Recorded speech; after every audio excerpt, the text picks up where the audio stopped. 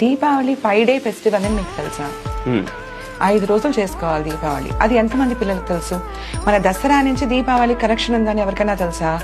దసరా రోజు, విజయదశమి రోజు రావణ సంహారం జరిగింది. 20 రోజులు పట్టింది శ్రీరాముడికి అయోధ్య రీచ్ అవ్వడానికి. 20 రోజుల తర్వాత అమావాస్య.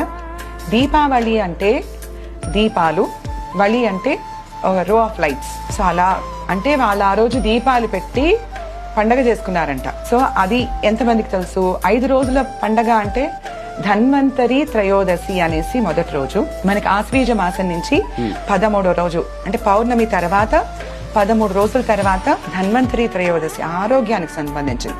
ఆ తర్వాత ధన త్రయోదశి అయిపోయి డబ్బులు అనుకుంటున్నారు, కానీ ఆ రోజు లక్ష్మీ పూజ చేసుకోవాలి. తర్వాత వచ్చేసి మనకి నరక చతుర్దశి. నరక చతుర్దశి ఎందుకు వచ్చింది? నిజంగా మనం పురాణాల్లో చూస్తే 16,000 మంది ఆడవాళ్ళని నరకాసురుడు బంధించేశాడు. శ్రీకృష్ణ పరమాత్ముడు వెళ్లి వాళ్ళందరినీ దాని నుంచి విడిపించాడు, నరకాసురుని వధించాడు.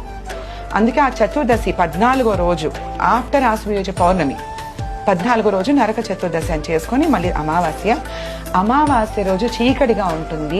వెళ్ళిపోయిన పెద్దలు ఎవరైతే ఉంటారో వాళ్ళకి మనము వెళ్తుని చూపిస్తున్నాం. 4వ రోజు బలిపాడ్యమి అని గోవర్ధన పూజ చేస్తారు.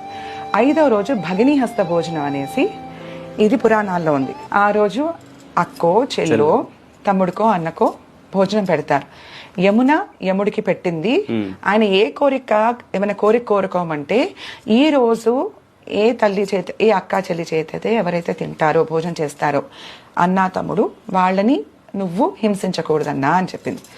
అవన్నీ ఎంతమందికి తెలుసు?